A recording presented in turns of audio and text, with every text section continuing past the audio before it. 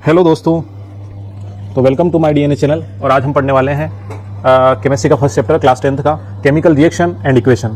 तो one shot की बहुत ज़्यादा डिमांड थी, तो मैं लेके आया हूँ वन शॉट और अल्ट्रा रिवीजन, यानी हम कुछ ही मिनटों में, फ्यू मिनटों में इस चैप्टर को जल्दी से फटाफट से देखते हैं। ठीक है, तो शुरू करते हैं।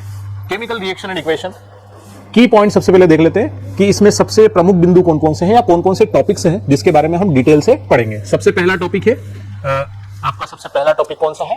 पहला टॉपिक है chemical reaction and equation. Second topic है आपका बैलेंस केमिकल इक्वेशन। और थर्ड टॉपिक है टाइप्स ऑफ केमिकल रिएक्शन।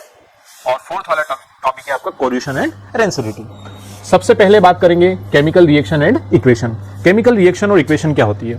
तो सबसे पहले तो ये कि केमिकल रिएक्शन क्या होती है। तो केमिकल रिएक्शन जब आपने प्रीवियस क्लास 9th क्लास में जो आपने एक चैप्टर पढ़ा होगा, उसमें टॉपिक था फिजिकल चेंज और केमिकल चेंज।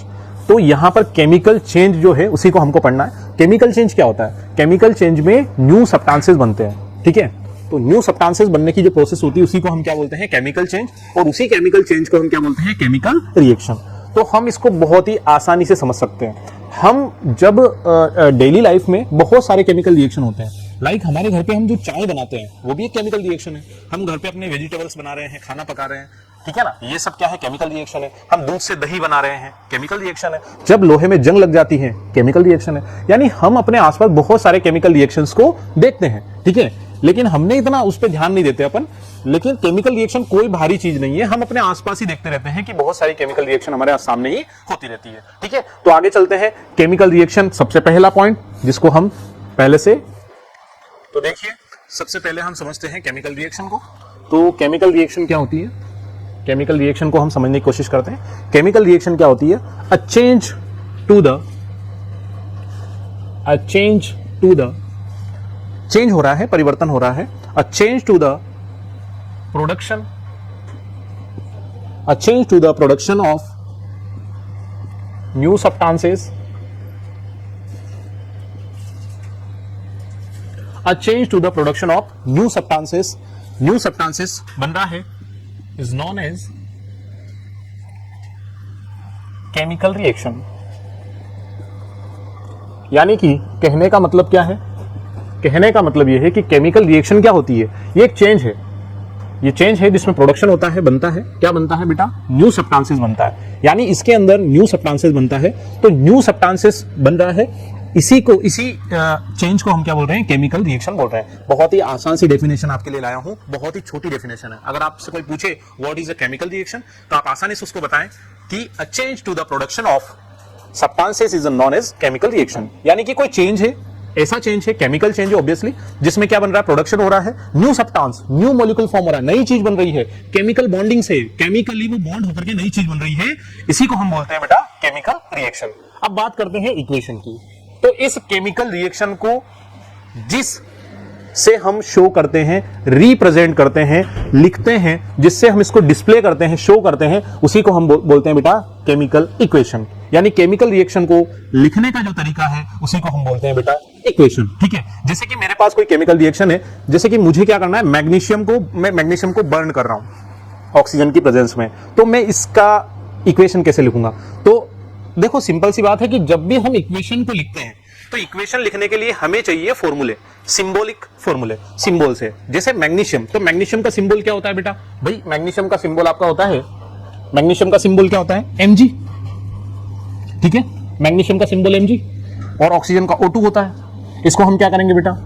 ये केमिकल इक्वेशन है, ठीक है। तो Mg प्लस O2 ये हो जाएगा आपका MgO, यानी मैग्नीशियम ऑक्साइड बनेगा। इसको बैलेंस करने के लिए यहाँ पर 2 लगा देते हैं हम, तो 2MgO हो जाएगा। यानी मैंने क्या किया कि मैंने जो बोला कि मैग्नीशियम को मैं बर्न कर रहा हूं ऑक्सीजन की प्रेजेंस में, तो उसको मैंने इस तरह से लिख दिया, ना कि इस तरह से कि भाई मैंने पूरा वर्ड में लिखा है। मैंने सिर्फ उसका सिंबल लिया, उसका फॉर्मूला लिया और फॉर्मूले से उसको मैंने शो कर दिया। तो बेटा ये जो मैंने लिखा है इसको हम बोलेंगे केमिकल इक्वेशन। यानी कुल मिलाकर के केमिकल इक्वेशन क्या हो गया? केमिकल इक्वेशन ये हो गया बच्चों, ये हो गया कि जब हम केमिकल रिएक्शन को लिखते हैं, रिप्रेजेंट करते हैं सिंबल से, फॉर्मूले से, उसी को हम बोलते हैं केमिकल इक्वेशन। और क्या, कितना आसान है। तो केमिकल रिएक्शन और इक्वेशन बहुत ही आसानी से हमने समझ लिया है। अब हम नेक्स्ट पॉइंट पर चलते हैं। देखिए, तो सेकंड टॉपिक हमारा है बैलेंस केमिकल इक्वेशन, उसको हम देख लेते हैं। लेकिन उससे पहले जब भी केमिकल इक्वेशन या केमिकल रिएक्शन होती है, केमिकल रिएक्शन जब भी होती है तो हम कैसे उसको आइडेंटिफाई करें? तो केमिकल रिएक्शन में चेंज हो सकता है, या तो उसका स्टेट चेंज हो जाएगा, यानी वो सॉलिड है लिक्विड में कन्वर्ट हो सकता है, लिक्विड गैस में कन्वर्ट हो सकता है, ठीक है। उसमें से क्या हो सकता है, स्मेल आ सकती है, गंध उत्पन्न हो सकती है, या फिर जो है उसमें से जो जिसको अपन बोल सकते हैं गैस इवोल्व हो सकती है, ठीक है। और इसके अलावा उसका कलर चेंज हो सकता है उसका टेम्परेचर चेंज हो जाए। तो ये सारी चीजें अगर आपको दिखती है तो कहीं ना कहीं केमिकल रिएक्शन हो रही है, ठीक है। अब बात करते हैं बैलेंस केमिकल इक्वेशन की। तो बैलेंस का मतलब होता है भाई किसी चीज को बैलेंस करना, संतुलित करना। तो बैलेंस करना है, लेकिन किसको? केमिकल इक्वेशन को। तो केमिकल इक्वेशन को बैलेंस क्यों करना, पहली चीज तो बेटा एक नियम है, एक लॉ है, मास कंजर्वेशन का लॉ। वो ये बोलता है कि जब भी कोई केमिकल रिएक्शन होती है तो उसका जो मास होता है वो केमिकल रिएक्शन के बिफोर एंड आफ्टर, यानी केमिकल रिएक्शन से पहले और केमिकल रिएक्शन के बाद सेम होता है, इक्वल होता है, उसमें कोई चेंजेस नहीं होता, कांस्टेंट होता है, ठीक है। इसी नियम को हम अप्लाई करने के लिए जब भी किसी केमिकल रिएक्शन को करवाते हैं बेटा, तो उसमें हम क्या करते हैं कि जो रिएक्टेंट होते हैं, यानी कि जो भी हम लिखते हैं सबसे पहले जो भाग लेता है अभिकर्मक, क्रियाकारक, रिएक्टेंट, उसको और जो बनता है प्रोडक्ट, उनके एटम्स को हम इक्वल करते हैं, बराबर करते हैं। इसी को हम बोलते हैं बैलेंस केमिकल रिएक्शन। और इसको बैलेंस क्यों करना जरूरी है? Why should be balancing? Because mass conservation का नियम हमको अप्लाई करना है। अगर नहीं करेंगे हमारी केमिकल रिएक्शन गलत हो जाएगी, ठीक है। तो हम करते हैं बैलेंस केमिकल इक्वेशन शुरू। तो बैलेंस केमिकल इक्वेशन में हमारे पास एक इक्वेशन है भाई। इक्वेशन हमारे पास क्या है? हमें बैलेंस करना है Fe प्लस H2O, और हमें इसमें यहां पर बना हुआ दिया हुआ है Fe3O2, Fe3O2, Fe3O4, O4 है सॉरी, और इसमें आपको दे रखा है बैलेंस करना इसको में, और H2 इस तरह से हमको दे रखा है। तो ये है बैलेंस केमिकल इक्वेशन, जो कि हमें देखना है कि बैलेंस है कि नहीं। तो सिंपल सी ट्रिक है, एक बार में समझ वाली बात है, इतनी आसान है, आप थोड़ा सा ध्यान से देखिए। एक बार में आप किसी भी केमिकल रिएक्शन को आसानी से बैलेंस कर सकते हो। सबसे पहले हम क्या करेंगे, हम सबसे पहले देखेंगे कि इधर LHS, ये वाली साइड LHS है, ये वाली साइड RHS है। तो सबसे पहले समझते हैं, इस साइड को हम बोलते हैं बेटा रिएक्टेंट। क्या बोलते हैं इसको? रिएक्टेंट। तो ये साइड हमारी क्या है बेटा? ये है रिएक्टेंट, और ये है प्रोसेस, यानी ये जो एरो है किसी भी केमिकल रिएक्शन में सेंटर में बीच में आपको एरो दिखेगा। तो ये जो एरो है ये प्रोसेस का निशान है बेटा। जब भी हम कोई चीज जो ऐसा ना करते हैं तो प्रोसेस चलती रहती है ना, तो ये प्रोसेस है, और जैसे ही प्रोसेस खत्म होती है तो आपको क्या मिलता है? प्रोडक्ट मिलता है, ठीक है ना। तो प्रोडक्ट आपका ये है और रिएक्टेंट आपका ये है, ठीक है। इसको अभिकारक, यानी जो केमिकल रिएक्शन में पार्टिसिपेट करते हैं उन्हें हम बोलते हैं रिएक्टेंट, और जो बनता है बाद में उसे हम बोलते हैं बेटा प्रोडक्ट। जैसे एग्जांपल के लिए आप चाय बना रहे हो, तो चाय में जो भी आप डाल देते हो ना, आपने दूध डाला, आपने पानी डाला, आपने शुगर डाली, आपने जो भी डाला, जितने भी मसाले वगैरह डालते हो, वो सारे क्या होंगे? रिएक्टेंट होंगे। और जब वो उबल करके तैयार हो जाती है, बॉईल होकर के, तो जो चाय बनेगी वो आपका क्या होगा बेटा? प्रोडक्ट होगा। सिंपल सी बात है। ऐसे ही यहां पर है। तो हम सबसे पहले यहाँ Fe लिख लेते हैं, हमारे पास आयरन है, दूसरा हमारे पास हाइड्रोजन है, और तीसरा हमारे पास क्या है बेटा? ऑक्सीजन है। तो Fe कितना है? इधर 1 है, इधर 2 है, और इधर कितना है? 1 है। इधर Fe कितना है? 3 है, इधर O कितना है? 4 है, और इधर हाइड्रोजन कितना है? आपका जो है 2 है। इस तरह से तो हम सबसे पहले देखेंगे कि भाई इधर सबसे ज्यादा संख्या किसकी आ रही है? ऑक्सीजन की 4 आ रही है, 4 आ रही है, ठीक है ना।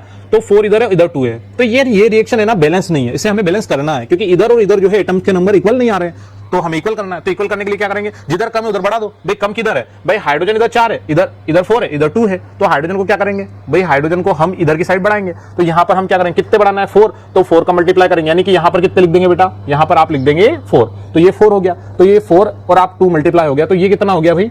ये आपका हो गया है हाइड्रोजन। कितना हो जाएगा? आप यहां पर क्या करेंगे? देखिए, आप जब भी इसको सॉल्व करेंगे तो यहां पर अगर आपने 4 लिख दिया तो ये कितना हो जाएगा? हाइड्रोजन 8 हो जाएगा, ठीक है। अब ये अगर 8 हो गया तो इधर 4 है हाइड्रोजन, हाँ ठीक है। तो यहां पर थोड़ा सा क्या है, हमने इधर हाइड्रोजन, यहां पर एक सेकेंड देखिए, हमने यहां पर ऑक्सीजन लेना है और यहां पर नीचे हाइड्रोजन लेना है, ताकि हम जो है कंफ्यूजन हमारा ना हो बिल्कुल भी।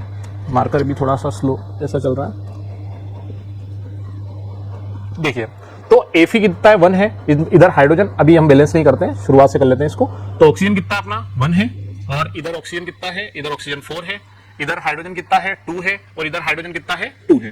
तो हमें देखना है कि भाई सबसे पहले तो ऑक्सीजन इधर 1 है, इधर 4 है, तो सबसे ज्यादा संख्या किसकी आ रही है? 4 ऑक्सीजन की आ रही है। तो इधर भी हमें 4 करना है, तो हम क्या करेंगे भाई, ऑक्सीजन को 4 करने के लिए इसके मल्टीप्लाई में यहाँ क्या लिख देंगे? 4 लिख देंगे। तो यहाँ पर 4 हो गया, तो ये कितना हो गया? ऑक्सीजन आपका हो गया 4। क्या हो गया? 4। इधर 4 हो गया ऑक्सीजन, इधर की साइड भी 4 हो गया। लेकिन हाइड्रोजन इधर कितना हो गया? आप हाइड्रोजन इधर कितना हो गया बेटा? 8 हो गया, मतलब 8 हो गया इधर, क्योंकि 4 दूनी 8, 4 into 2, ठीक है ना। तो 2 4 8 हो गया।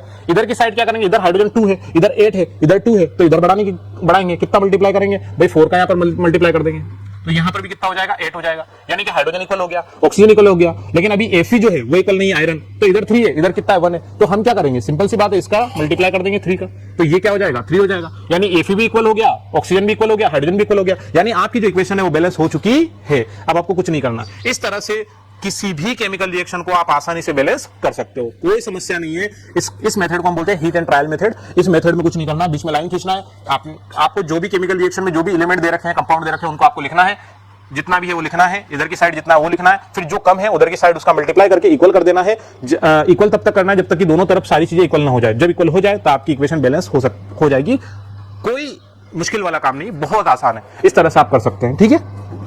अगला पॉइंट देखते हैं। तो अगला टॉपिक हमारा है types of chemical reaction. Types of chemical reaction में सबसे पहले हम देखेंगे कॉम्बिनेशन रिएक्शन। कॉम्बिनेशन का मतलब ही होता है कंबाइन होना या कोई जुड़ना, मतलब, ठीक है ना।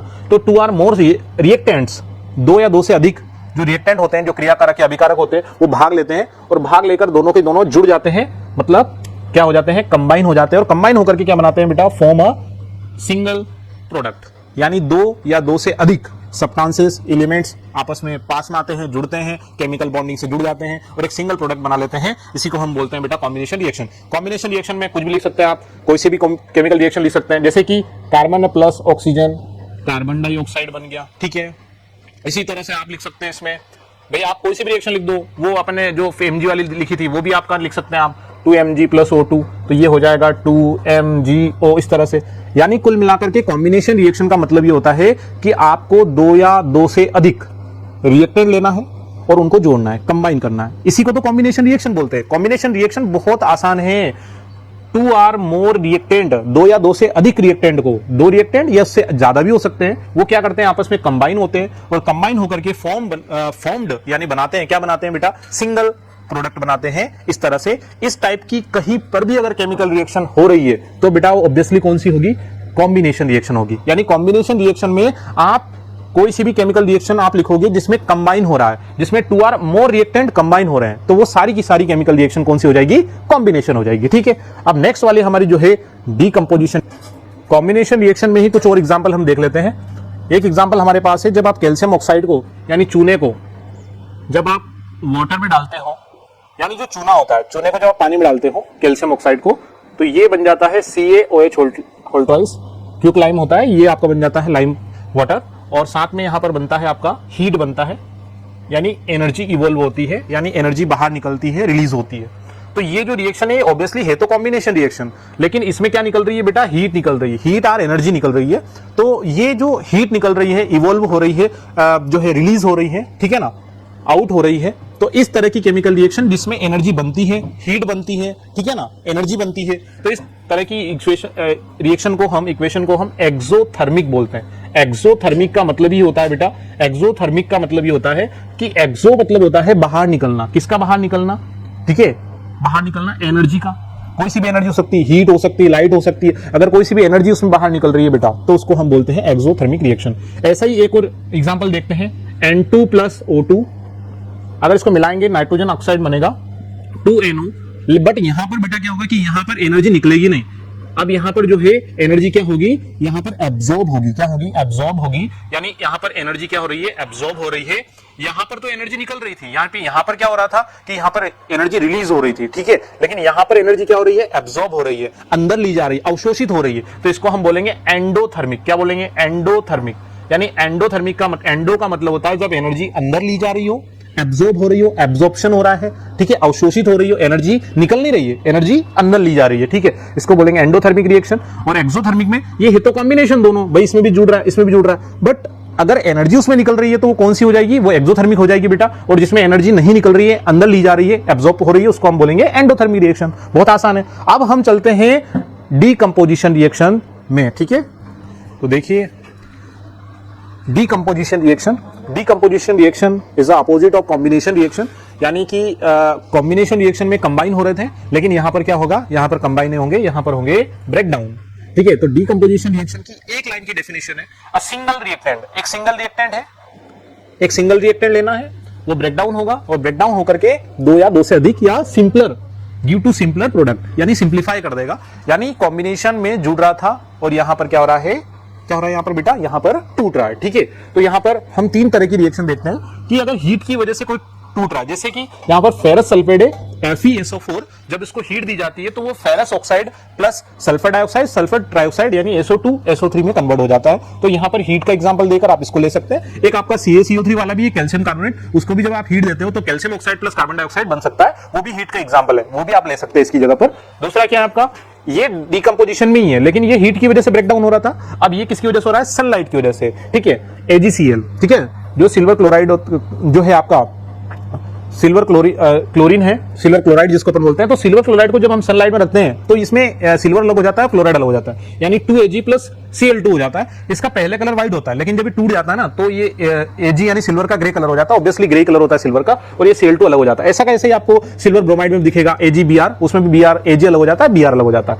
थर्ड वाली कंडीशन इसमें देखते हैं हम, तो इसमें इलेक्ट्रोलाइसिस यानी इलेक्ट्रिसिटी की वजह से, इलेक्ट्रोलाइसिस ये तीसरा तरीका है, इलेक्ट्रिसिटी की वजह से अगर वाटर जो होता है वो टूट जाता है तो यहां पर टूटने के बाद वो हाइड्रोजन और ऑक्सीजन में अलग हो जाता है। तो यानी कि डीकंपोजिशन रिएक्शन में आपको तीन चीजें याद रखना है कि या तो रिएक्शन हीट से ब्रेक हो सकता है, ठीक, मतलब जो आपका रिएक्टेंट है वो हीट की वजह से ब्रेक हो सकता है, ब्रेक डाउन हो सकता है, या फिर वो सनलाइट की वजह से ब्रेक डाउन हो सकता है, या फिर वो जो है इलेक्ट्रोलाइसिस की वजह से ब्रेक डाउन हो सकता है। तो बेटा क्वेश्चन कोई सा भी आए, वी आर एबल टू, ठीक है ना, सोल्व, आप उसको आसानी से सोल्व कर सकते हैं। तो आपके कॉन्सेप्ट क्लियर होना चाहिए कि डीकंपोजिशन रिएक्शन में हीट की वजह से, सनलाइट की वजह से और इलेक्ट्रिसिटी की वजह से इलेक्ट्रोलाइसिस जो होता है, वो तीन तरह की रिएक्शन यहां पर हमने डीकंपोजिशन में पढ़ी। तो कॉम्बिनेशन में कंबाइन, डीकंपोजिशन में ब्रेकडाउन, यानी कॉम्बिनेशन में जुड़ रहा है, डीकंपोजिशन में टूट रहा है। बहुत आसान है, ठीक है। अब नेक्स्ट वाली केमिकल रिएक्शन देखते हैं। तो अगली टाइप से हमारी केमिकल रिएक्शन की डिस्प्लेसमेंट रिएक्शन। डिस्प्लेसमेंट रिएक्शन में क्या होता है, डिस्प्लेस होता है एक एलिमेंट। इसमें क्या होता है कि जब कोई मोर रिएक्टिव एलिमेंट होता है तो वो क्या करता है, लेस रिएक्टिव से जो है डिस्प्लेस करवा करके वो अपने पास उसको रख लेता है, और जो लेस रिएक्टिव रहता है वो अकेला रह जाता है। यानी कि यहां पर एक एग्जांपल से हम समझ सकते हैं।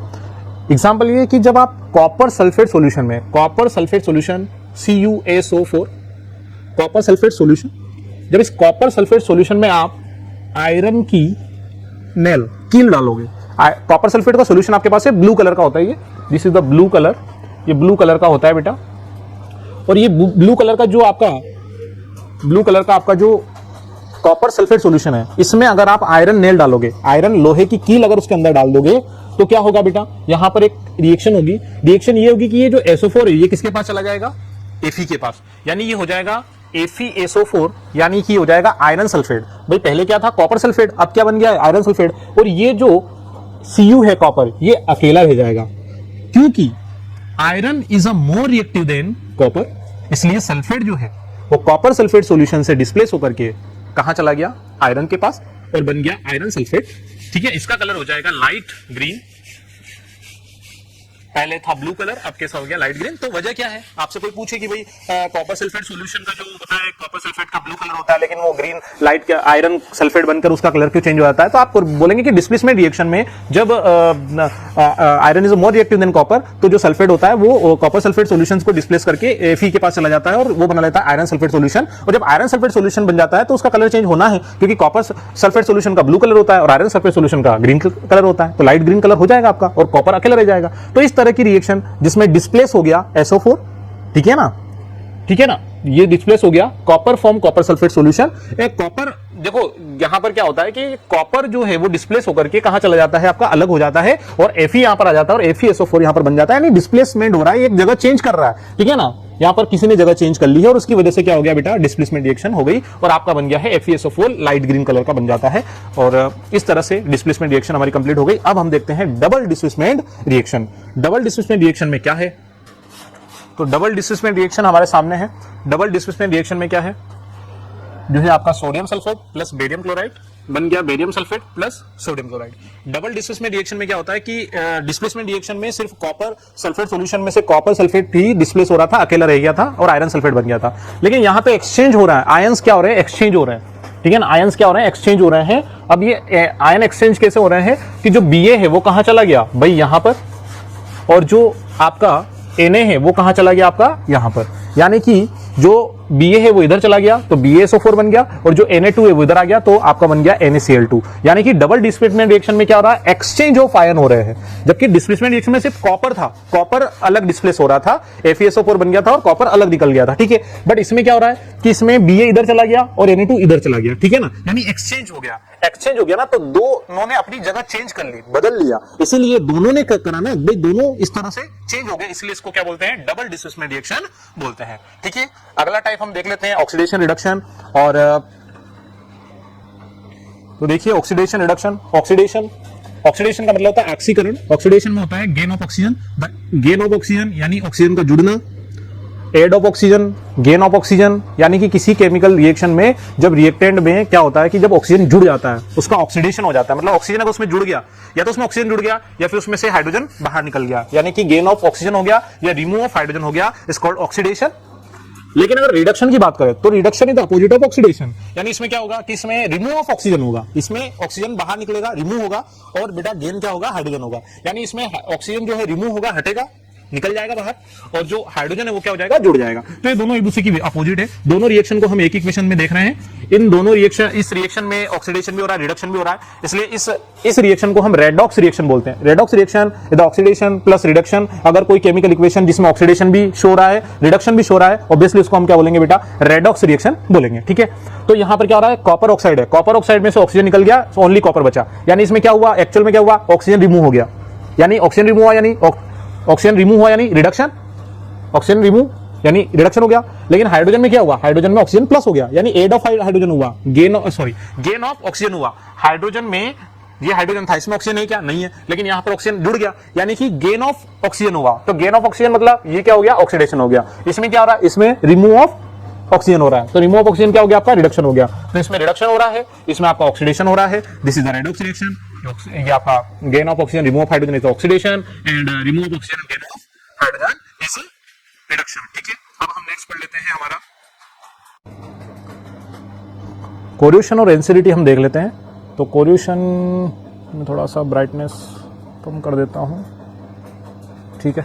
कोरिलेशन, संक्षारण। कोरिलेशन क्या होता है, जबकि मेटल पर एटमॉस्फेयर की नमी, ऑक्सीजन या गैसेस की वजह से, मॉइस्चर की वजह से जब मेटल्स के ऊपर अनवांटेड एक लेयर आ जाती है, ब्राउनी लेयर आ जाती है, रेडिश या ब्लैक वाली लेयर आ जाती है, जैसे हम बोलते हैं कोरिलेशन या संक्षारण बोलते हैं। संक्षारण सारे मेटल्स में होता है। संक्षारण का एक एग्जांपल रस्टिंग है।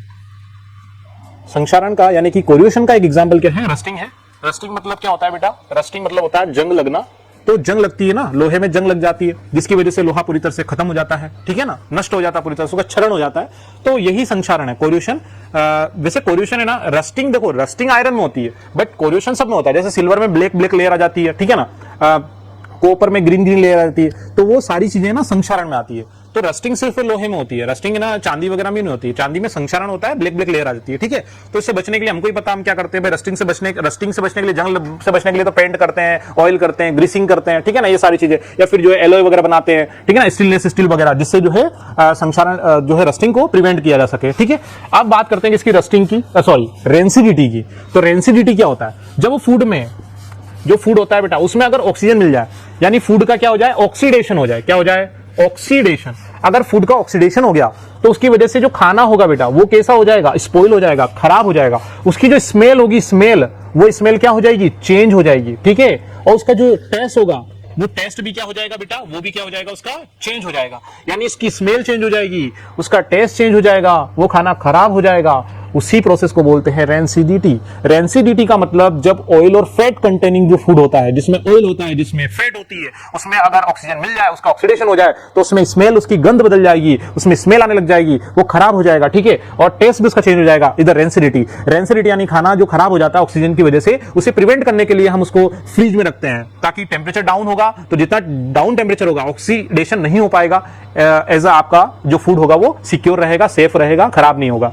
इसी तरह से एक और और नाइट्रोजन, नाइट्रोजन एंटीऑक्सीडेंट, नाइट्रोजन का यूज करके भी आप जो है फूड को प्रिजर्व करके रख सकते हैं, ऑक्सीडेशन से बचा सकते हैं, सेफ रख सकते हैं। इसलिए चिप्स वगैरह की जो आती है ना, थैलियां वगैरह आती है, तो उनमें क्या होता है बेटा, उनमें जो गैस भरी होती है वो नाइट्रोजन होती है, जो कि उनके खाने से खराब होने से बचाती है। यही वजह होती है कि जब चिप्स की उसको पॉलिथीन को निकाल लेते हैं और कुछ घंटे अगर बाहर छोड़ दे तो फिर आपका जो उसमें खाना है वो खराब हो जाएगा, क्योंकि उसमें क्या हो जाएगा, फिर ऑक्सीडेशन हो जाएगा। तो ये पूरा चैप्टर था। इस चैप्टर में हमने फटाफट से सारी चीजें देखी हैं, लेकिन एक चीज मैं यहाँ पर थोड़ी सी भूल गया था, मतलब सिंबल्स के बारे में मैंने आपको बताया था कि जब केमिकल रिएक्शन को हम लिखते हैं तो केमिकल रिएक्शन में उसकी फिजिकल स्टेट को भी शो करते हैं। जब हमने किसी, मान लीजिए कोई Fe है और Fe को मैंने लिख दिया S, इसका मतलब क्या है कि जो Fe है वो सॉलिड है। कैसा है? सॉलिड।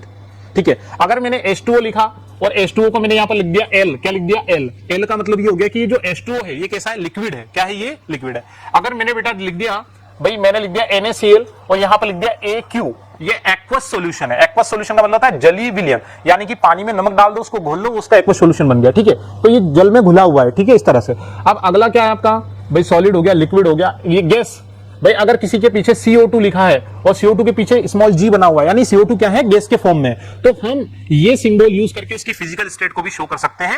एक और बेटा रहता है प्रेसिपिटेट रिएक्शन। तो प्रेसिपिटेट का मतलब होता है इनसोल्युबल सब्सटेंसेस। अगर किसी केमिकल रिएक्शन में इनसोल्युबल सब्सटेंसेस बन रहा है जो सोल्युबल नहीं है, तो इस तरह की केमिकल रिएक्शन को हम बोलेंगे प्रेसिपिटेट रिएक्शन। तो ये हो गया आपका पूरा चैप्टर। ठीक है, और